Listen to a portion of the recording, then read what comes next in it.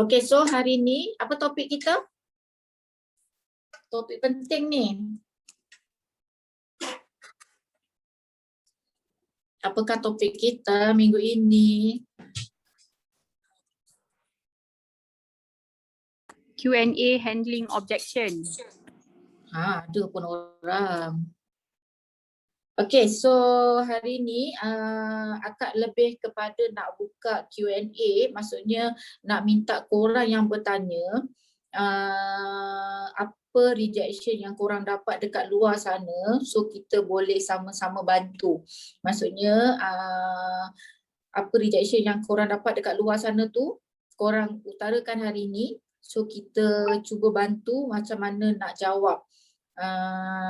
Dan yang lain pun boleh belajar sama. Okay, so sebelum akak nak buka QA tu, akak nak share satu slide dulu, akak nak explain sikit. Okay, kejap siapa host ni? Anis bagi saya host.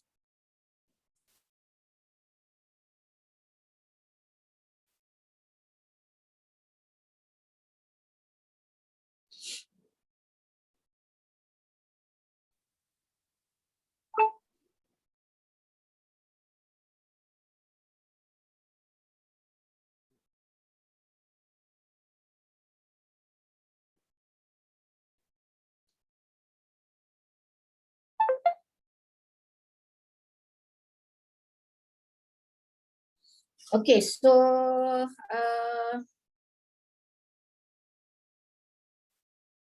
handling objection ni, okay, kita ada, kita sebenarnya bila dapat rejection, dapat objection daripada kita punya klien ni, so kita kena kenal pasti rejection tu datang disebabkan apa. Okay, so maksudnya sama ada, biasanya yang main dia punya rejection tu ada 4 ni lah, sama ada no money, no trust, no need atau no hurry. Okay, so bila korang dapat dia rejection, korang kena kenal pasti dia duduk di mana, di antara ni, antara 4 ni dia duduk di kedudukan yang mana. Okay, so biasanya kalau no money, okay, no money ni kebanyakannya disebabkan diorang tak nak start disebabkan tak ada duit kan. So bila tak ada duit ni, macam mana kita nak counter? Okay, biasanya kalau macam akak, kalau dia tak ada duit, okay, ada orang yang dia create bermacam alasan tapi sebenarnya dia tak ada duit nak start tu. Sebab kebanyakan daripada kita punya klien bila kena keluar 2 bulan 2 bulan installment tu kan, 2 bulan nak kena bayar advance payment 2 bulan tu, so dia rasa macam berat. So ada orang kerana tu dia tak boleh nak start. So kita kena tahulah dekat mana. Okay, so macam akak sendiri pun bukanlah semua klien akak yang memang bayar 2 bulan terus. Ada juga yang memang akak advancekan sebulan. Maksudnya akak cakap dengan dia, akak advancekan sebulan, so bulan depan dia kena bayar balik dengan kita lah. Okay, itu salah satu cara lah, sebab korang kena set dalam fikiran korang adalah peniaga, business person. Okay, business person kita bukan sentiasa nak untung aja setiap masa. Okay, cuba tengok berapa ramai peniaga-peniaga dekat luar yang memang kadang-kadang terpaksa menanggung kerugian. Okay, bila kita berniaga, pegang ayat ni. Untung tu belum pasti, kerugian tu pasti, tapi untung belum pasti. Okey, maksudnya sesekali kenalah juga keluar modal, bukanlah kata modal kita ILO je setiap masa. Okey, so sesekali kalau orang tu betul-betul memang dia nak, dia nak commit, cuma dia tak ada duit je nak advance 2 bulan. Maybe boleh advancekan dia untuk sebulan. So lagi sebulan you cakap you advance kan, so bulan depan suruh dia bayar balik. Okay, ini untuk orang yang tak ada untuk nak advance 2 bulan. Dan kalau dia memang dah tak ada sangat, so apa yang korang boleh buat, korang ajaklah dia jadi ejen. Okay, supaya bila dia jadi ejen, dia boleh ambil polisi tu under diri dia sendiri dan dia dapat komisen daripada situ. Atau kalau korang nak untung juga, korang boleh cakap dengan dia, okay Med, ikut aku jadi ejen. Okay, so nanti bila kau dah dapat income daripada sini, maybe income tu kau boleh jadikan untuk bayar kau punya plan takaful ni. Okay, itu kalau nak boleh suruh dia jadi ejen juga. Walaupun korang ejen baru, tapi tak jadi masalah pun kalau korang dah nak start recruit. Boleh je, ajak je kawan-kawan. Dengan niat kita nak menolong. So kalau kita niat nak menolong, tak ada masalah pun. Ajak je lah. Tak kisahlah kita orang baru ke orang lama, sama-samalah belajar. Kan? Sebab kita nak tolong dia supaya dia ada duit untuk dapatkan protection dia. Dan dalam masa yang sama, duit income tu dia boleh bayar dia punya komitmen dia. Okay, itu kalau no money, no trust. Okay, no trust ni biasanya bila trust issue ni, so kita kena kenal pasti. Dia tak ada trust dekat siapa, dia tak ada trust dekat company ke, atau dia tak ada trust dekat produk tu sendiri, plan tu sendiri, atau dia tak ada trust dekat agent tu sendiri. Dia tak ada trust dekat kita. So korang kena kenal pasti yang mana satu yang dia tak ada trust. Ada orang yang dia cakap, alah ya ke kita nanti bayar, tiba-tiba tak nak claim tak dapat. Ramai kan yang rasa macam tu kan. Setiap kali diorang trust issue diorang ni selalunya diorang takut je. Alah insurans ni selalu takaful ni janji je. Awal-awal semua boleh. Tunggu masa nak claim tak boleh. Maksudnya dia ada trust issue dekat situ. So macam mana cara you all nak bagi dia trust tu, nak bagi dia trust balik dekat takaful ni. Okay, so salah satu cara dia adalah dengan share contoh claim. Okay, lepas tu kalau dia tak percaya dengan company, contohlah dengan Great Eastern, tapi jarang orang tak percaya pada company, company insurance jarang orang tak percaya. Kalau bukan dia tak percaya, tapi biasanya dia nak compare dengan company-company lain tu, itu biasanya dia bukan tak trust dengan company itu, dia cuma nak compare je plan apa yang lebih murah dan lebih banyak manfaat. Biasanya kalau dia tak trust ni, biasanya dia tak trust dengan industri itu sendiri. Maksudnya dia takut bila dia bayar, tak kisahlah dia ambil dengan mana-mana insurans pun, dengan mana-mana takaful pun, dia takut kalau dia bayar, tiba masa nak claim tak dapat. So penting untuk korang share dengan diorang contoh-contoh claim.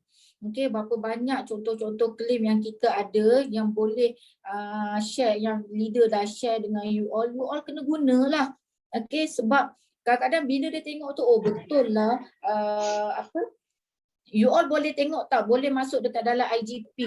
Ada yang klien yang sometimes baru je lagi join 3-4 bulan dah claim medical card. Setiap kali ada claim, korang kena simpan claim tu. Dan claim-claim yang leader ke kawan-kawan kita share dekat dalam grup, korang simpan benda tu untuk dijadikan tools. Okay, sebab kita orang dulu, masa kita orang jadi sebelum zaman COVID, sebelum zaman kita online macam ni, kita orang siap ada satu file tau.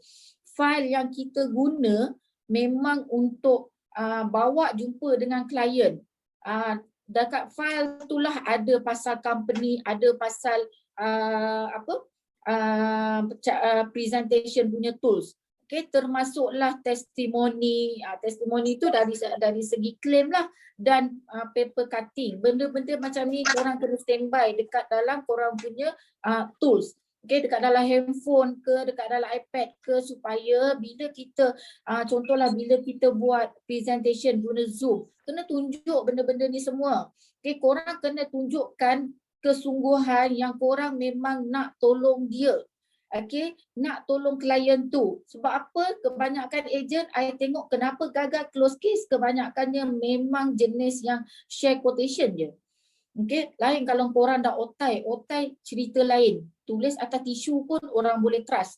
Okay, tapi kalau kita orang baru, kita kena buat cara kita orang baru. Okay, so completekan korang punya presentation tools. Okay, so bila buat presentation, janganlah asyik share pasal quotation. Okay, so bila dah keluar quotation, dah cerita manfaat apa semua, keluarlah pula claim, contoh claim. Okey, dah tunjuk at least kalau dia nampak contoh claim, okey orang ni ambil bila, dapat bila. Kadang-kadang ada yang baru-baru, ada baru setahun, baru 2 tahun, dah dapat dah hibah 500,000, dah dapat dah hibah 200,000. So orang nampak benda tu. Ada yang baru je sign up sebulan dah masuk hospital, demam, contoh. Benda-benda macam ni korang kena bagi dekat, tunjuk dekat korang punya prospek supaya dia ada trust. Dah tak ada lah masalah dia risau takut nanti tak boleh claim ke apa ke.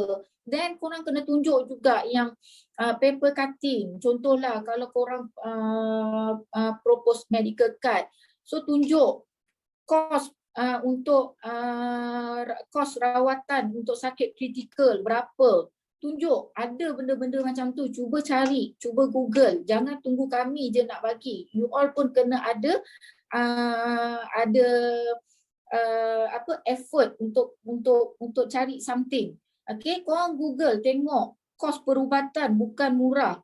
Okay, ada orang yang ada paper cutting yang bila dah sakit terpaksa berhutang. Ada statistik yang menunjukkan berapa ramai orang yang bila dia dah sakit dia terpaksa berhutang, hutang kredit kad melambung-lambung, buat personal loan lah apalah sebab nak bayar kos perubatan. Benda-benda macam ni adalah fakta yang tak boleh ditolak mentah-mentah oleh kita punya prospek. That's why you kena tunjuk dengan diorang. Okay, bila dah tunjuk, dah nampak, diorang dah nampak, tapi diorang tak sign up juga dengan kita, at least kita puas hati sebab kita dah buat sehabis baik. Okay, compare dengan kita cuma tunjuk quotation je, kita cerita benefit je. Apa impact dia bila you cuma tunjuk quotation dan you cuma bagi tahu benefit, dia akan nampak seolah-olah you all yang nak close case. Maksudnya you all yang benefit tu lebih kepada kita sebagai agent, bukan benefit tu pada dia. Okay, sebab you all, bila you all tunjuk nampakkan kesungguhan memang nak tolong, kenapa nak kena ada medical card, kenapa nak kena ada hibah, kita dah dengan supporting document semua dah cukup, dah tunjuk dekat dia, dia nampak kesungguhan kita nak menolong dia. Okay, so bila dia katalah dia pergi survey pun, dia pergi survey dekat company lain sekalipun, bila orang tu cuma tunjuk dia quotation, agent tu maybe tak menunjukkan kesungguhan, dia akan balik semula dekat kita. Sebab kebanyakan orang yang ambil dengan kita bukan sebab company sangat, bukan sebab produk sangat, tapi dia lebih kepada dia ambil kerana dia trust dengan kita, dia percaya kita, dia rasa kita boleh diharap. Okay, kalau nak claim ke apa besok, dia rasa kita ni orang yang bertanggungjawab. Sebab tu dia ambil dengan kita. Daripada awal kena tunjukkan kesungguhan tu. Okay, so no need ni biasanya dia rasa dia tak ada keperluan. Okay, contoh no need. Kak cakap seorang je, Kak rasa tak syok pula Kak cakap seorang. No need ni macam mana contoh no need? Siapa nak tolong jawab? Siapa nak volunteer jawab no need?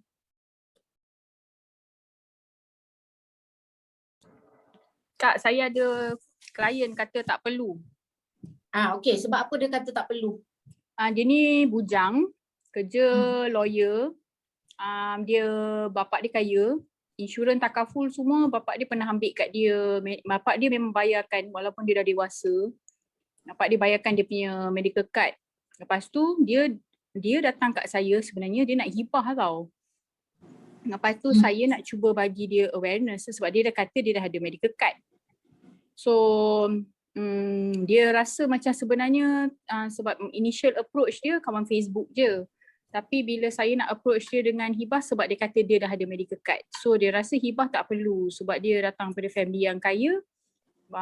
Dan dia rasa macam dia pun bujang, dia tak rasa the need untuk dia ada hibah. Okey, sebab dia kaya kan? Kononnya sebab dia kaya lah. Tapi dia betul kaya kan? Betul lah juga, memang family apa datuk apa semua lah. Okey, so sometimes ada orang dia memang macam ni. Macam dia ni akan rasa sebab dia masih bujang. So dia tak ada rasa keperluan hibah tu untuk dia tinggalkan kepada mak ayah dia. Sebab mak ayah dia dah cukup kaya dah. Kan? So dia rasa lah. Tapi cakap kalau dia seorang anak yang bertanggungjawab, yang rasa tapi susah sikit lah sebenarnya sebab orang kaya ni dia susah sikit nak ni kan kepala nak sekolahkan dia ni susah sikit sebab dia dah biasa hidup senang, so dia tak nampak pun keperluan tu sangat. Tapi maybe Su boleh cakap dengan dia, kesenangan tu adalah kesenangan daripada mak ayah dia. Okey, maksudnya duit daripada mak ayah dia sendiri, duit yang daripada mak ayah dia sendiri usahakan daripada muda. Dia dilahirkan senang, dapat tumpang senang tu. Tapi tak ada ke perasaan sedikit pun perasaan yang you nak tinggal kalau anything happen pada you, you tinggalkan duit yang memang daripada you sendiri. Tak kisah. Orang kata selalu kadang-kadang bila kita bila kita ni senang, kadang-kadang dia tak nampak benda-benda tu macam dia rasa macam alas setakat tinggal 50,000 duit mak ayah I pun lebih makan 7 keturunan tak habis kan, dia akan rasa macam tu. Tapi kalau dia rasa ada something yang kita boleh sentuh hati dia, maybe kita boleh cakap kadang-kadang bila orang tu bila dia dah kaya, dia tak kisah pun dengan hadiah-hadiah ni semua, hadiah mahal-mahal ni semua dia tak kisah. Tapi kalau dia dapat, tapi bukanlah kata dia tak nak langsung hadiah kan, sometimes dia nak merasa juga, asyik dia je memberi, sesekali dia nak rasa juga menerima, cuma dia tak cakap benda tu. Okay, so kalau dia dapat menerima something, tak payah mahal pun, murah je pun, benda tu murah pun tapi dia tahu ikhlas daripada orang tu, dia sangat menghargai. So why not, apalah salahnya kalau you spend sikit, you kata duit you pun memang dah terlebih, apalah sangat kalau nak nak ambil hibah ni sikit, dan kalau jadi apa-apa dekat dia pun dia dapat tinggalkan untuk mak ayah dia. Tak banyak sikit, at least duit tu adalah daripada dia sendiri. Dia sendiri yang tinggalkan. Tapi sebenarnya budak orang-orang yang macam ni, dia memang selalu rasa tak ada keperluan. Tapi one day kalau sekarang ni mak ayah dia senang, kita tak tahu kalau kita diuji, kalau tiba-tiba mak ayah dia diuji dengan kesusahan, so macam mana? So kena apa tu? Kena sedarkan dia sikit lah. Sebenarnya dia tak boleh lah nak 100% menumpang kekayaan parent dia. Anything boleh happen sebenarnya, kan? Itulah Kak, apa ni, untuk kes ni saya cakap kat dia ada hutang tak? Lepas tu dia kata dia ada, so saya cakap lah, saya percaya. Macam orang kata apa, lagi besar, macam mana apa? Lagi besar kerak apa? Saya gunalah benalah tu, saya ni orang buat BM ni feel sikit, tapi saya cakap macam tu saya kata sekarang ni, imagine satu je, sebagai rasa tanda terima kasih kepada parents you yang selama ni contribute dan tolong you, apa kata in return, you sediakan something untuk dia orang. It might be a surprise to them. Betul tak? Lepas tu lagi satu, hutang you tu, dia baru beli Mercedes masa tu. Lepas tu dia cakap, you beli Mercedes apa semua, you punya tu, you ambil tak insurance untuk Mercedes? Kata tak. Dia kata dia tak ambil. Dia cakap, you boleh imagine tak kalau you nak bebankan parents you dengan semua hutang yang you ada. Lepas tu, I dengar you baru beli kondo kan kat KL. Lepas tu, you beli ni, you beli tu. So, you imagine tak apa-apa jadi kat you. Lepas tu, masa tu dia kata tu lah, I think in return, I should kot. And saya juga cakap kat dia, I think it's high time you take over kot. You punya own takaful tu, bayarlah sendiri. Janganlah spoil sangat kan. Betul. Sebab masalahnya bila bapak dia bayar, bapak dia pegang polisi. Lepas tu dia antara tahu tak tahu apa benda benefit yang bapak dia belikan untuk dia kan. Kadang-kadang tak cukup pun Su, sebab dia sebab dia tak aware. Dia kata bapak dia pegang sebab dia kat Kelantan. Saya jumpa dia kat KL, dia duduk kat sini. So macam tu lah, last dia sign up jugalah hibah tu. Tapi first memang dia rasa macam memang tak apa-apa, macam tak perlulah. Sebab biasanya memang kita kena sedarkan dia kenapa kalau macam hibah ni, kita kena macam tu lah tadi. Maksudnya kita sedarkan dia dari segi dia at least lah dia adalah something sikit yang dia nak tinggal untuk parent dia yang memang daripada usaha dia sendiri. Dan satu lagi macam Usul cakap tadi lah, hutang hutang ni biasanya bila kita buat banyak-banyak hutang apa semua tu, so kadang-kadang tak ada protection hutang kita. So if anything happen dekat kita nanti, siapa yang nak bayar hutang-hutang ni? Cukup-cukup lah tu kita bebankan mak ayah kita. Maybe kita rasa macam mak ayah kita kaya, tak membebankan diorang sangat pun. Sebenarnya boleh je diorang nak bayar, tapi untuk apa diorang bayar satu benda yang diorang tak perlu pun. Contoh macam Mercedes tadi, maybe parent dia tak perlu pun benda tu, tapi disebabkan dia dah buat hutang macam tu, tiba-tiba dia pergi, mak ayah dia terpaksa pula menanggung hutang yang tak sepatutnya mak ayah dia tanggung. Macam itulah. Sekejap akak tengok dekat komen jap.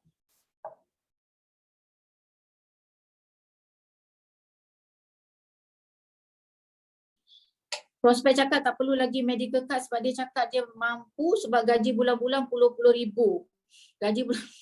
Okay, so medical card paling senang sebenarnya. Korang nak kautin kalau yang memang kata dia tak perlu. Macam tadilah gaji dia banyak. Okay, so gaji dia banyak. Okay, akak cerita pengalaman akak sendiri. Akak selalu cerita pengalaman-pengalaman akak sendiri yang korang pun boleh share untuk korang guna bila korang jumpa dengan prospek korang. Okey, jadikan macam cerita korang sendirilah kalau yang lama. Kalau yang baru, jadikan cakap je ini cerita daripada my leader sendiri, pengalaman my leader sendiri. Daripada dulu, I memang selalu guna I punya sharing-sharing, selalunya I akan cakap ni pengalaman daripada my leaders. Okey, dulu I ada seorang kawan, okay, yang memang manager level, gaji dia macam Dayah cerita tu, berpuluh ribu. Okay, so dia rasa dia tak ada keperluan pun untuk ambil medical card. Okay, so dia ada medical card company. Okay, so bila medical card company dia pun unlimited. Masa tu I baru lagi, so I tak reti lagi nak counter rejection macam ni. So bila dia cakap dia tak perlulah, dia dah ada dah medical card, nak buat apa, company pun bagi dia unlimited. Okay, so ditakdirkan dia kena kidney failure. Bila dia kena kidney failure, setiap seminggu ada 3 kali yang dia akan pergi cuci buah pinggang, dialisis. Okay, so selalu kena ambil time off. Okay, company kita sayang kita masa kita boleh perform je. Percayalah benda ni. Okay, bila kita dah selalu sakit, kita selalu MC, company nak buang kita, nak tendang kita macam tu aja. Boleh aja dia nak buang kita. Okay, so macam my friend ni 2 tahun je company pegang dia. 2 tahun je company bagi dia peluang, maksudnya masih bolehlah dia pakai medical card untuk tanggung dia punya kos rawatan apa semua kan. Lepas tu lepas 2 tahun, biasanya kalau bila dah sakit buah pinggang ni memang seumur hidup lah you akan kena dialisis selagi you tak transplant. Okay, so bila dia dibuang kerja, medical card dah tak ada. Okay, so bila medical card tadi, sebab medical card yang ada hanyalah medical card company tau.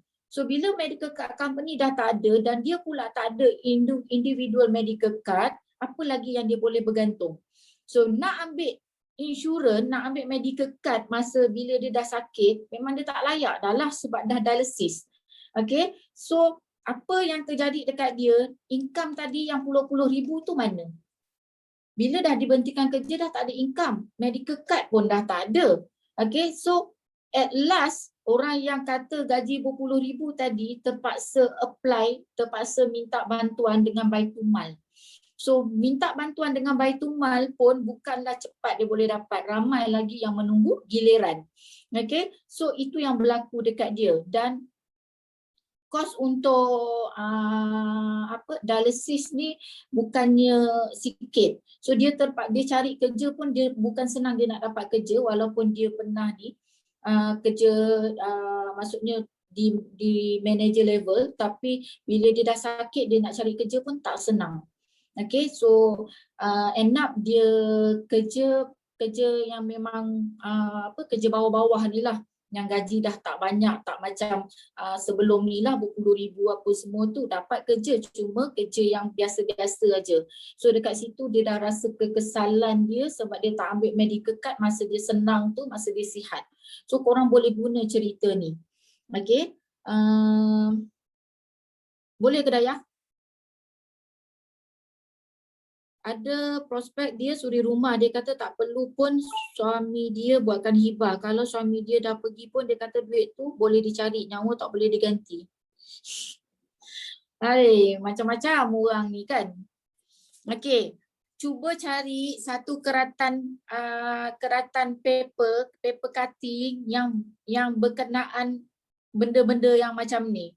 Maksudnya sometimes kita cakap je, orang susah nak percaya tau.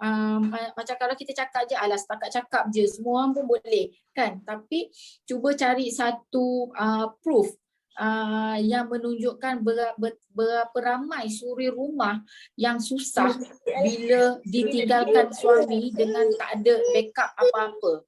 Okay, duit memang orang kata duit boleh dicari, tapi suami memang tak boleh kalau suami dia pergi pun dia kata duit tak boleh dicari, nyawa tak boleh diganti. Nyawa tu memang dah tak boleh diganti. Kau nak cari duit pun makan masa. Dah lah kau suri rumah.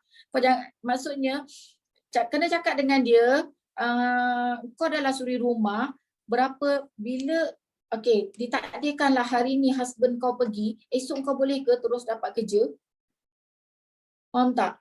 Aset-aset suami kau ni, yang simpanan suami kau ni semua tadi dibekukan dan terpaksa dibahagi secara faraid, benda tu semua ambil masa.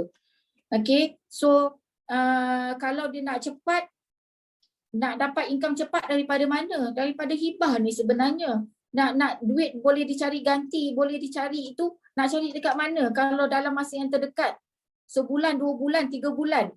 Entah besok bila suami tu meninggal, diri sendiri pun jiwa kacau. Nak kerja pun tak boleh. Janganlah action. Okay? So kena bagi kesedaran dekat dia. Santai cari yang macam ada kisah ibu tunggal yang mana buat comparison kan. Cari satu paper cutting yang mana ibu tunggal dapat duit dapat duit hibah. Okay? Yang suami tinggalkan. Plus dengan satu lagi yang tak ada apa-apa. So tunjuk dekat dia supaya dia nampak benda tu, dia boleh cakap je sebenarnya. Cakap tu memang mudah tapi nak melaksanakan tu tak senang. Bila kau dah kehilangan, kau tahulah macam mana susahnya kau nak bangkit, nak bangun untuk teruskan kehidupan dengan anak-anak. Dengan anak-anak ni lagi, nak hantar kat orang dengan kau tak ada income apa semua. Nak cari kerja lagi. Nak cari kerja pun susah, anak kau nak tinggal kat mana? So apa-apa pun kena ada duit hibah ni dulu. Datang sebab kenapa duit hibah ni dulu? Sebab hibah yang paling cepat nak dapat pun. Yang lain-lain tu memang lambat kan. Kena melalui pusaka dulu. So lambatlah. Okay. Kejap sebelum akak baca soalan, akak habiskan dulu. So no need tadi. Okay, lepas tu no hurry. No hurry ni biasanya orang yang yang dia rasa tak ada keperluan untuk dia ambil cepat-cepat. Okay, so tak apalah, tak perlu lagi lah masa ni, sihat lagi aku ni, macam tu. So biasanya dia ni selalunya kalau ambil medical card ke apa, dia memang rasa macam tak ada keperluan nak ambil cepat-cepat. Sebenarnya dia tak tahu yang medical card ni pun ada cooling period dia, bukan dia tu jam tu dia sakit, tu jam tu dia boleh terus pakai, tu jam tu dia ambil medical card, tu jam tu juga dia boleh pakai, benda-benda macam ni. Kalau you all propose medical card, bila orang tu cakap tak ada keperluan untuk dia ambil cepat-cepat kan, so korang boleh cakap, boleh tekankan pada cooling period tu sendiri. Okay, medical card kita bawah 2 tahun, kalau jadi apa-apa masuk dalam contestable period, macam tu. So company boleh untuk suruh kita pay and claim dulu, benda-benda macam ni lah. So ada cerita, sebab I daripada dulu kalau I bila I propose, I buat approach, I memang akan cerita kisah benar. Okay? Dan kisah benar ni bukan semuanya kisah daripada I sendiri tau. kisah daripada my leader apa semua, bila diorang bercerita, I akan ambil cerita tu sebagai cerita macam I punya cerita sendiri, and then lama-lama dia jadi macam seolah-olah I punya sendiri. Okay, so penting untuk kita cerita pasal testimonial ni, kisah-kisah benar ni, supaya bila kita bercerita dia rasa macam uish, aku kena ambil lah kalau lah terjadi dekat aku, macam tu. No Hari ni I selalu guna cerita my leader dulu, sampai sekarang I pakai dan macam seolah-olah I punya cerita sendiri. Okay, so cerita my leader ni dulu, cerita dia kita orang ada satu kawan kita orang juga yang jadi ejen. Okay, ni zaman-zaman dululah. So dia jadi ejen, dia propose dekat adik dia pilot.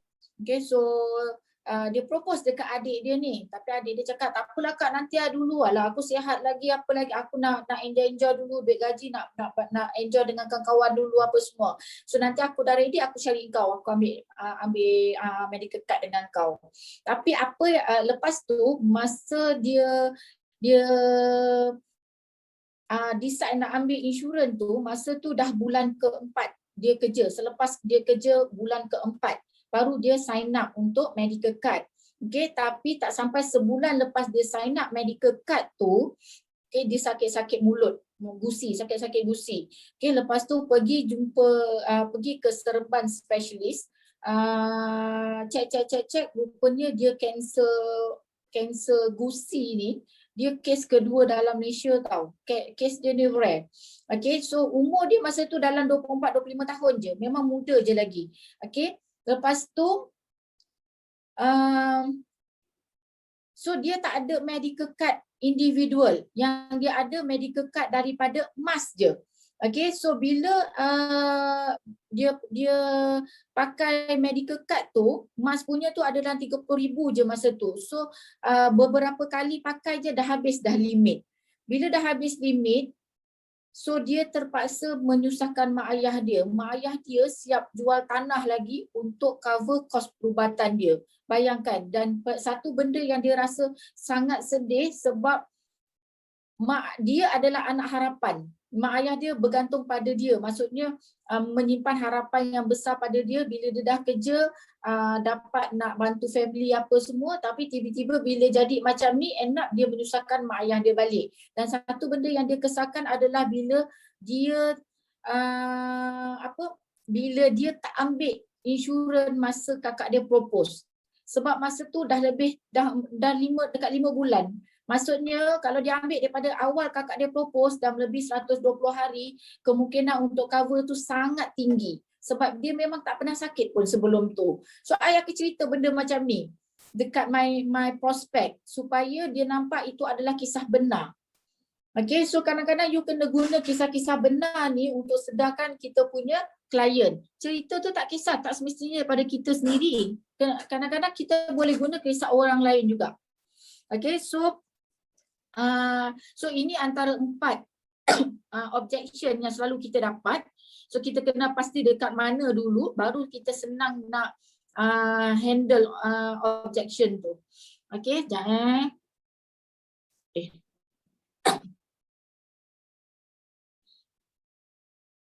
Okay, sekejap saya baca. Boy, banyaknya korang punya soalan.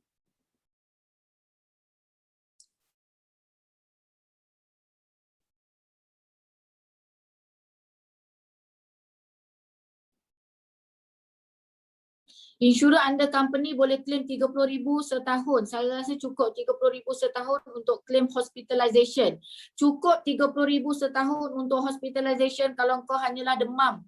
Kalau kau sakit bukan sakit kritikal. Kalau kau sakit hanya appendix, okey, cukup 30,000. Sebab tu bila kita jadi ejen, kita kena ada banyak info. Bila kita ada banyak info, ambil tahu sikit benda-benda macam ni, so korang senang korang nak counter balik.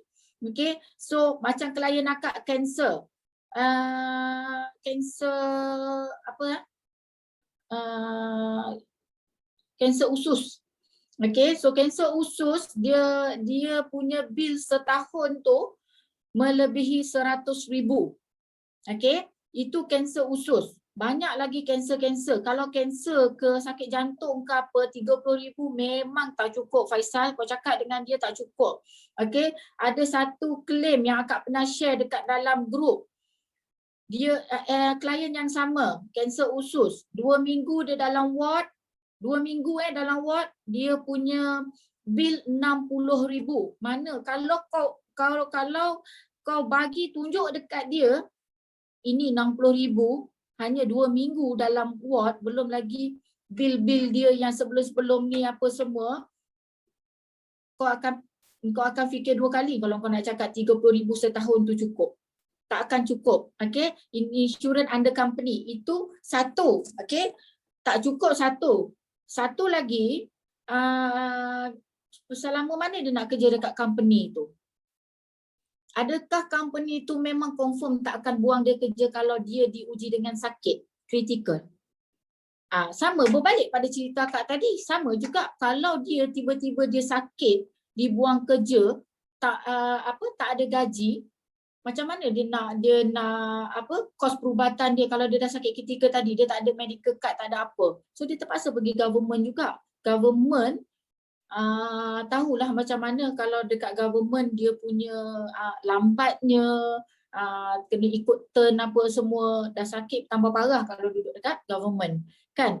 So kena macam ni lah, klaim-klaim apa semua macam biasa akak cakap, selalu memang korang kena tunjuk benda tu je proof sebenarnya. Nak cakap dengan diorang berapa, kalau diorang rasa 30,000 tu cukup, sebenarnya tak cukup. Banyak je bil-bil kita yang sakit bodoh-bodoh je, keluar je sakit 2-3 hari, keluar bil 10,000, bil 20,000. Itu baru sekali dua sakit. Kalau yang dah sakit kritikal yang memang boleh kata setiap bulan kau admit ward, tak adanya 30,000 cukup.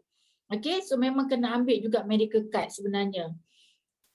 Prospek dapat quotation, follow up. Dia cakap aku lupa bagi tahu aku nak kumpul duit nak beli rumah. So tak dapat lagi nak ambil takaful. Dia bagi aku masa dalam seminggu atau 2 minggu follow up balik sampai 2 bulan last blue tick. Ada juga yang ada prospek yang block terus.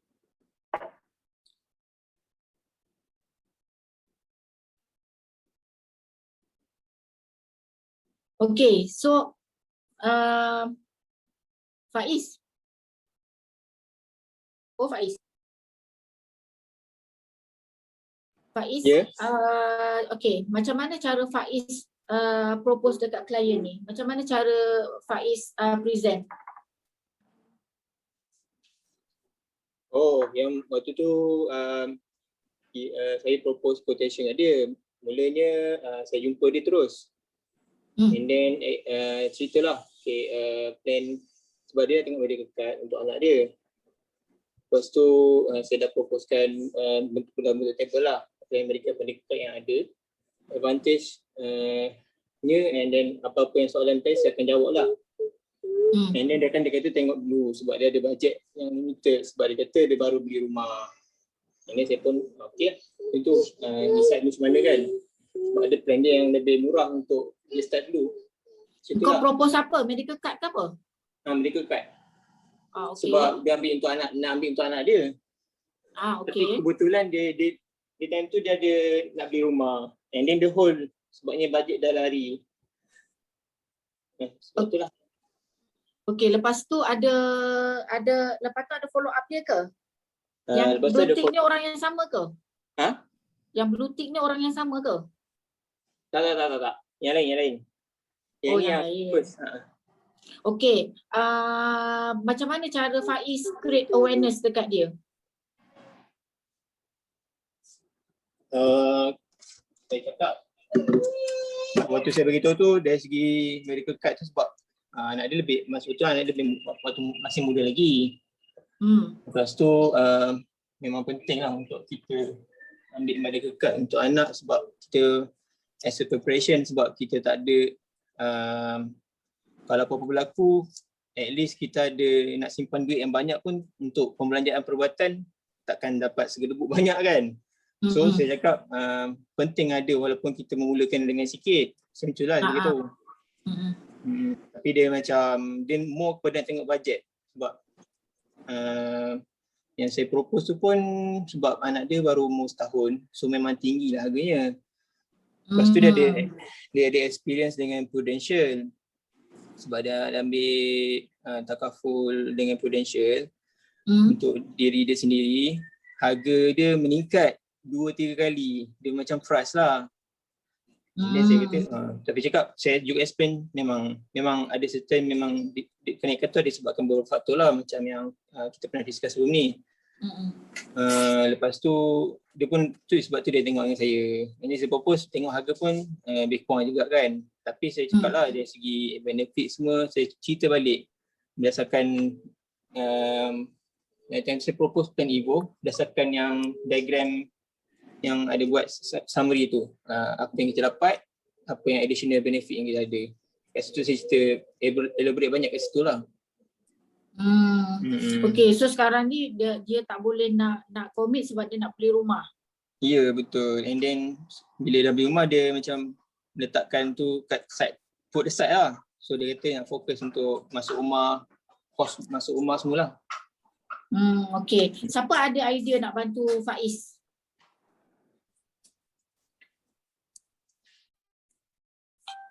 Siapa ada idea nak cara macam mana nak counter dengan Faiz punya klien ni? Kalau mana Tia? Tia? Kalau Tia buat apa Tia? Ya Allah, Faiz cerita apa tadi? Dia tengah candu baby. Okay. Ariza mana Ariza? Ni Kak. Okay, kalau Iza buat apa?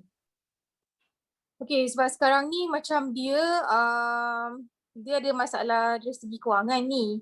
So sekarang ni kalau macam Iza apa lagi, aku rekrut lah kau. Tak adalah, macam tu lah. So macam bagi dia jalan. Okay, so sekarang ni kalau macam myself, okay, I can cakap, okay, since sekarang bila kita dah buat memang dia punya budget very tight kan. So kita akan of course macam kita kan ada ajar yang tentang yang kompas kewangan whatsoever tu, and then daripada situ adjust. Then to be honest lah, kalau macam myself I akan try to bagi dia jalan untuk dia selesaikan dia punya masalah tu, untuk dia get the some income. Satu, because dia akan tambah lagi dia punya income, of course dia boleh daripada segi dia punya kewangan everything semua, and at the same time dia pun boleh ambil sebab I selalu guna ayat, nak tak macam sekarang ni you rasa macam budget you tight, so why not dengan commission yang you ada sebenarnya you dah bayarkan untuk you punya takaful you sendiri, which you sudah dapat lagi extra lagi. I buat macam tu je lah. Ya, sebenarnya kalau orang macam ni kita tak boleh pun nak paksa dia ambil. Dia kalau dia ada, sebenarnya kalau bila kita dah bagi dia habis kesedaran lah, maksudnya dia pun memang dah ada kesedaran apa semua, cuma bajet dia tu sangat tight. So kalau kita paksa dia ambil, kita takut nanti efek kita punya persistency ratio. Kita kena ingat juga walaupun kita nak tolong orang, tapi kita pun ada PR yang kita nak kena jaga. Takut nanti dia ambil 2-3 bulan dia stop. Itu paling mengerikan lah kan. So apa yang boleh, ajak dia, maksudnya dia memang tak ada duit, so ajaklah dia join kita, dapatkan income dekat sini. Pernah ajak tak? Tak ada tak pula pernah. ajak. Sebab korang sebenarnya korang tahu industri ni boleh bagi income yang macam mana, tapi korang tak nak share. Beramai orang yang tak mampu dekat luar sana. Diorang ada kesedaran tapi diorang tak mampu nak ambil. So cuba bagi diorang jalan cara macam mana, sebab ramai je yang bila kita bagi kesedaran dekat dia, income kat sini boleh, dia dapat income dekat sini boleh untuk bukan sekadar bayar dia punya policy, bayar dia punya komitmen yang lain juga. So dia nampak benda tu. Okay, so kalau orang macam ni kita nak kejar-kejar sangat pun, nanti kalau dia memang dah tak ada income, nanti dia berhenti separuh jalan pun tak syok juga kan. So cuba ajak dia untuk join industri ni. Okay, prospek dapat quotation, follow up, dia bagi aku masa, bagi masa seminggu atau 2 minggu, follow up balik sampai 2 bulan, last dia butik je. Yang ni dia nak bagi masa kenapa? Kenapa nak bagi dia masa? Ada tahu tak sebab apa? apa benda yang bermain dalam kepala dia. Selalu akak akan tanya tau dengan akak punya prospek, kalau dia macam susah sangat lihat sangat nak ambil tu, biasanya boleh tak kalau kau share dengan aku apa-apa je yang ada dalam kepala kau sekarang yang membuatkan kau rasa kau tak boleh nak ambil sekarang, kau tak boleh nak commit sekarang. Boleh tak kau share dengan aku? Mana tahu aku boleh tolong. Macam tu. Tanya dengan dia. Sometimes kebanyakannya memang masalah keuangan lah. Dan banyak yang akak jumpa bukan dia orang ni, dia orang tak boleh komit 2 bulan tu. Itu memang masalah kebanyakan prospek-prospek kita. So bila dia tak jumpa jalan, itu yang dia jadi rasa macam alah tak payahlah ambil lagi, blue tick. Tu yang dia blue tickkan kita tu. So Faiz kena tahu kenapa. Kenapa dia bagi dia masa tu kenapa. Untuk apa? Ada tak tanya dengan dia? Kenapa kau nak kena bagi aku seminggu 2 minggu, kau tahu tak? Macam-macam boleh jadi tahu dalam seminggu 2 minggu. Macam tu. Saya tak ada pula tanya detail macam tu. Macam kenapa sebenarnya. Cuma saya tanya macam mana ya, ada apa-apa yang boleh tanya kalau ada apa yang tak faham ataupun nak tanya soalan lagi ataupun nak bercerita something yang dari segi yang tak faham ataupun tak faham dari segi quotation saya ke, ataupun nak lebih tahu berkaitan dengan medical card ataupun hibah, sebab sometimes dia mungkin tak berapa faham lagi, and then saya consider macam tu lah. Cumanya cumanya mungkin saya tak ada lah ajar untuk dia macam meet up online ke, sembang-sembang, nak pakai detail daripada dia belum lagi lah. Sebab korang ni kebanyakannya gagal untuk fact finding korang punya prospek.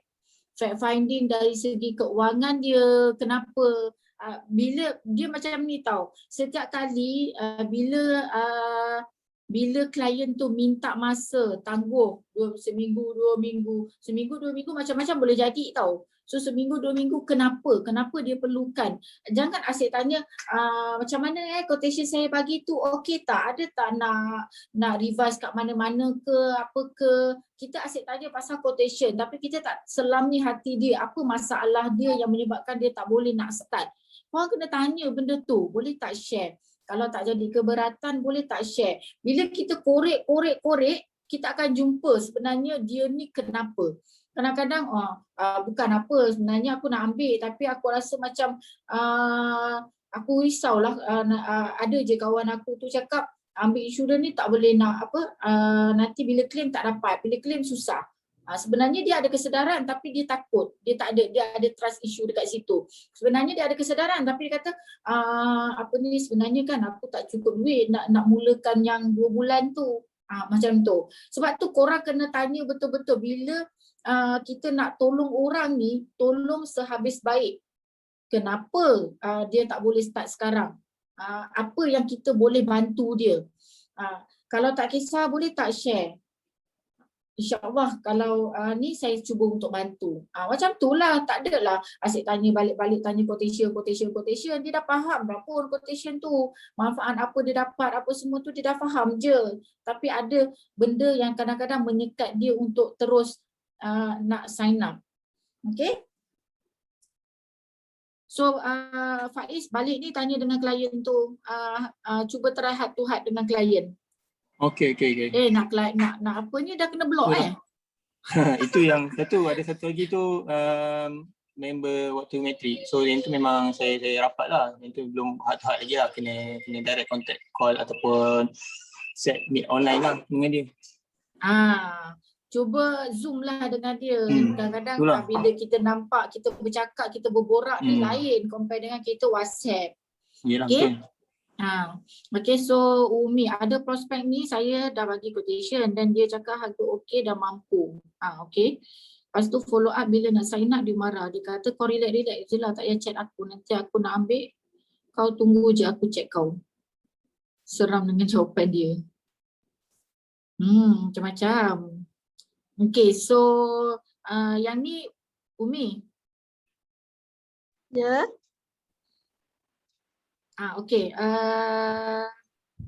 Ini Umi follow up dia masa bila? Masa yang ini klien ni dia memang nak ambil ke atau Umi yang propose dekat dia? apa-apa speak kat dia. Lepas tu dia memang nak ambil dia kata sebabnya dia belum ada lagi kan. Hibah ke medical card? Medical card. Okay. Lepas tu bila dah dia kata tengok harga dia berapa semua-semua, so saya bagi quotation, lepas tu dia setuju, dia kata harga okey, dia kata murah lah, dia kata macam tu kan, surprise dia tu kan. Lepas tu lepas tu saya follow up masa dia gaji, kan kerajaan gaji kan 18 kan. So saya follow up masa gaji tu, lepas tu dia marah. Lepas tu saya pun okey, malah lah. Lepas tu saya pun terus delete quotation dia, delete dia punya conversation, lepas tu malah dah saya unfollow dah. Ya Rabbi. Okay, so lain kali jangan maksudnya yelah kita sometimes kita ni manusia biasa, bila kita cakap elok-elok dengan orang, tiba-tiba orang marah kita, sakit juga hati kan? Tahu Umi kan? Okay, so Umi macam mana nak cakap? Akak ni masalah akak satu je, sebab akak ni selalu memang akak suka bercerita, akak suka kadang-kadang akak suka create benda yang tak ada. So maksudnya kadang-kadang akak cakap aku saja je nak tanya dengan kau, aku tak naklah kau jadi macam kawan aku. Dan kau tahu tak kawan aku, akak suka cerita benda yang akak create story untuk buat dia rasa dia perlu ambil, dia kena ambil cepat. So macam selalu macam ni akak selalu cakap, kau tahu tak kau, tapi jangan tanyalah benda tu betul-betul kejadian ke, tak betul kejadian ke, sometimes akak reka je. Okay, so akak cakap kau tahu tak kawan aku dulu, dia nak ambil dengan aku macam ni lah. Dia cakap, aku tak naklah kau jadi macam dia. Sebab dia pun macam kau juga, kata okey semua murah, boleh mampu ambil semua, tapi dia delay. Dia delay pun masa tu bukanlah delay sebab apa, sebab nak tunggu gaji je pun. Tapi dalam masa nak tunggu gaji tu dia accident, tulang bahu dia patah. Ini cerita betul tulang bahu dia patah dekat dia accident dekat Federal Highway. So kalau korang nak menipu pun korang kena create story tu yang macam nampak real. Okay, so accident dekat Federal Highway, tulang bahu dia patah. Bayangkan dia nak terpaksa pergi ke government, masa tu yang paling dekat dengan dekat ni PPUM lah, pergi kat PPUM. So bila nak ambil medical card dah tak boleh dah, sebab dah boleh ambil tapi lama lah lagi, padahal dia terdedah je dengan sakit-sakit lain juga. So untuk rawatan bahu dia tu ambil masa juga, dengan keadaan persekitaran yang orang kata tak berapa selesa. Yelah kalau kita pergi government hospital mana selesa apa semua kan. So akak memang selalu bercerita pasal kejadian-kejadian apa saja. Kalau benda tu tak ada, akak akan ada-adakan. Terpaksa sebab kadang-kadang kita dengan cerita-cerita macam ni je yang menyebabkan diorang rasa oh patutlah dia beria nak suruh aku ambil cepat.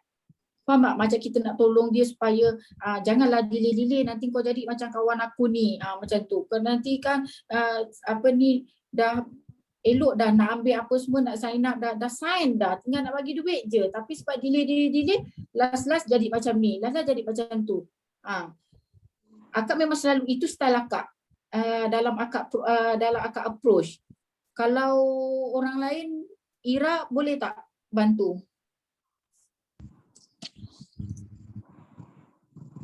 Ira ada tak Ira? Ira pun tak ada. Suraya? Ada Kak. Ira.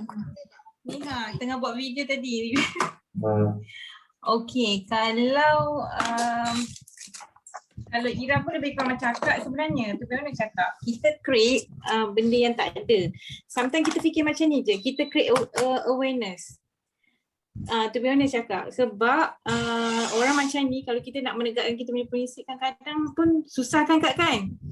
So you memang kena create awareness. Contoh I dapat satu klien, dia kita tengok lifestyle dia okey je, dia boleh pergi sana, sini makan, lepas tu dia kata tak ada bajet lah ni lah, tak apalah aku ada company aku cover, husband aku pun ada company. So macam I suka cakap macam ni, itulah Fik. Kalau kebanyakan apa kita tengok memang company bagi all the benefit, which is okay lah, good. Tapi contoh, I suka selalu guna konsep I dengan Zack tau, kalau macam part company yang tadi kan. I cakap I create lah cakap dengan dia dulu. I memang seronok je sebab dapat semua all the benefit husband punya company tanggung. Nak dijadikan cerita, lepas tu dia dapat offer dekat company baru, which is dia baru setahun jagung dan kita orang tak dapat. The only one hanya dia je yang ditanggung. So that masa tu limit pun 10,000 sahaja. Nak dijadikan cerita, masa nak kena masuk hospital pula rupanya kena pay and claim dulu. You just imagine benda tu. Tapi babe laki macam aku kan dah keluar juga pergi bank standby untuk cash lah, tapi kita takut lah kan GL ada problem ke apa, sebab untuk first time nak pakai, tapi nasib lah sempat applykan dia few months sebelum benda tu happen. Tapi ni true story lah. Lepas tu kita create lah mana, kau just imagine 6,000 nak bayar cash kan, nak pakai medical card, tapi nasib aku ada medical card, so benda tu cover. So nampak tau dia punya apa orang kata, mind dia terbuka. You kadang-kadang kena create benda yang tak ada. Yang tu, tapi yang tu pasal company lah. Pasal kes Umi tadi berkaitan apa? Sorry.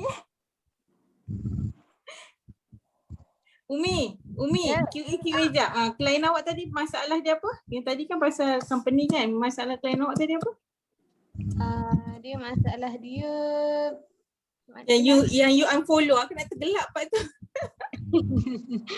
nanti dia bila dia nak ambil nanti dia akan chat lah, dia kata dia akan contact kita lah. Tapi dia ada cakap benda-benda tak elok. Tu maksudnya macam cakap macam mana?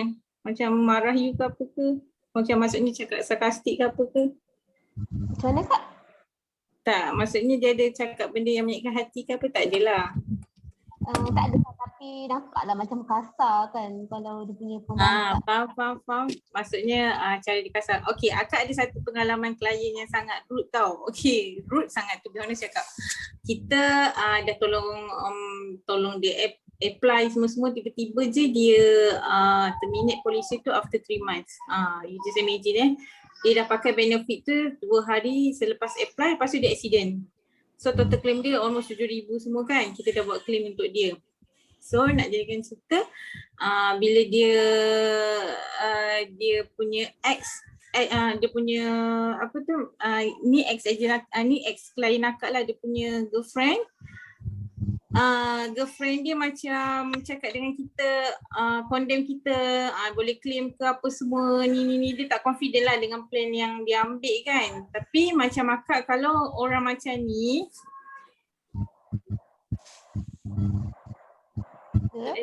okay, kalau orang macam ni, you kena share dengan dia benda-benda kebaikan GE. Contohnya, sorry lah babe hari ni alhamdulillah just nak share kat you, ni claim yang hari tu my client ambil. You kena share benda-benda yang best kat dia, and make sure kalau macam you tak nak share indirectly pun, biar dia ada dekat Facebook you. Maksudnya you add dia as a friend. So dia akan nampak you punya post-post semua kan. So you share pasal kita punya kebaikan plan, kita punya pasal plan kita the best. You share je benda-benda yang positive way, yang memang nampak kita memang apa orang kata good agent, good bagian service client. Kita daripada orang kata wakil daripada company, kita bawa memang brand tu yang sangat apa orang kata memang okay berbanding dia compare kita dengan the others kan. Tapi percayalah one day dia akan cari you balik. Sebab macam budak ni kan, bila dia dah tutup polisi dia selalu je follow akak sebenarnya. Sebab telat like tu biasa kan. Betul, jangan tinggalkan dia Umi. Maksudnya memang Umi sakit hati dengan dia, tapi jangan block dia ke apa ke, keep sharing. Ada je info-info yang terkini, share je dengan dia. InsyaAllah kalau dia terbuka hati nanti dia akan cari Umi juga. Okay Kak. Okay. Mungkin juga kot sebab dia baru dapat kerja kerajaan. So dia macam selesa lah di GL lah apalah. Betul. Selalu diorang kerja kerajaan memang diorang poyo sikit. Poyo banyak. Poyo banyak korang asam kan. Poyo banyak sikit. Kono-kono banyak sangat benefit dia dapat daripada kerajaan kan. Tapi tak apalah, maybe mungkin ada orang dia rasa tak ada keperluan untuk dia ambil medical card macam tu kan, sebabnya bila dia kerja government. Tapi kita kena explain dengan dia lah apa yang dia kena, maksudnya bila dia masuk government tu apa yang dia kena lalui. Bukanlah semudah yang dicakap, semudah yang diwawarkan, tak. Okay, so terima kasih Kak. Ada yang saya approve hibah, seorang suami dia cakap tak perlu berhibah, harta dia banyak, cukup untuk kalau tak ada. Dia cakap Tapi kalau kan dia, soalan tu Kak, soalan tu yang dia kata dia tak perlu hibah, saya pernah kena sekali tahu. Masa tu saya approve stranger dekat Ampang Puteri, kebetulan visit klien. Dia memang kena stepek Kak. Dia kata apa? Masa nak pergi bayar semua dah sama-sama, lepas tu pass card kat dia. Kita memang tak open apa-apa. Pass card kat perempuan tu lah. Oh, ayat dia cakap ni. Oh, you agent insurance I agent insurance. Ni baru visit klien I. Oh, akak ni pakai insurans apa? Normal lah kan benda tu kan? Oh tak, anak I memang masuk hospital ni semua I bayar cash. I tak suka insurans, so semua I bayar cash. My husband pun macam dah settle kat everything. Wah, ya dia gitu. Biasa orang macam ni bagi je dia menang. Bagi je dia menang. Bagi je dia menang. Ya, kalau akak pun akak bagi je dia menang, biar je. Tak payah, maksudnya kita kena sentiasa ingat, kita nak bagi kesedaran je. Kalau dia rasa tak nak, tak apalah. Tak perlu pun kerana dia kita nak down beria ke apa ke. Next tak je. perlu pun. Next je, yes. So, kalau tak, lagi dilayan, lagi kau sakit hati sendiri nanti. Dia tak sakit hati, dia dah berjaya menyakitkan hati kita. Okay, so next je orang macam ni.